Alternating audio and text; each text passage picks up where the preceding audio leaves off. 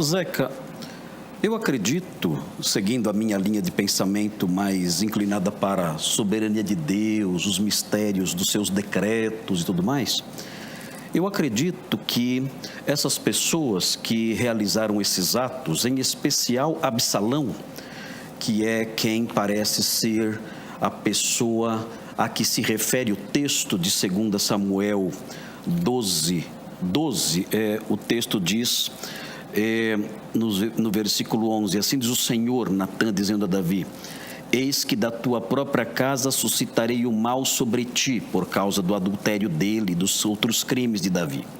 E tomarei tuas mulheres à tua própria vista e as darei a teu próximo, o qual se deitará com elas em plena luz deste sol, diz o texto.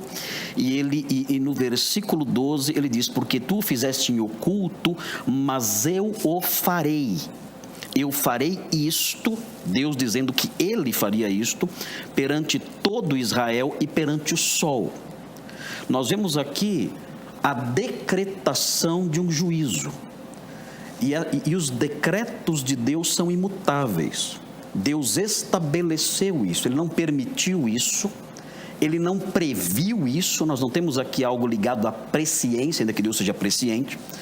O que nós temos aqui é a decretação direta, aberta, clara, de um juízo vindouro, e que se cumpriu de modo literal e exato no capítulo 16, no versículo 22, do mesmo livro de 2 Samuel, que diz: armaram, pois, para Absalão uma tenda no eirado, e ali, à vista de todo Israel, como Deus havia predito, ou decretado, ele coabitou com as concubinas de seu pai.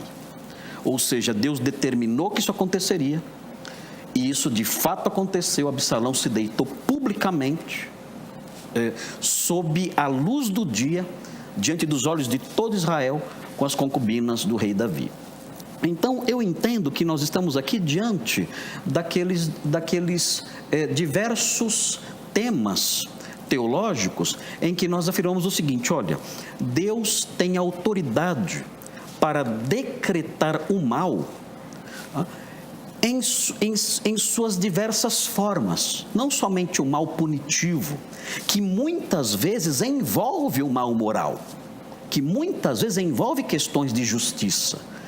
Nem sempre o mal punitivo, né, está isento de dúvidas no campo da própria moral, já que envolve a justiça de Deus e tudo mais, a punição dele sobre pessoas que, ao nosso ver, muitas vezes são inocentes. Mas mesmo em questões em que a coisa é abertamente moral, ele decretando e saindo inocente disso. Agora, o grande problema é: isso preserva a culpa humana? Nós dizemos, isso preserva a culpa humana. Como? É aí que Calvino, juntamente com Armínio, dizem: Deus decreta, mas o homem permanece culpado, sem que nós saibamos a forma como Deus administra isso.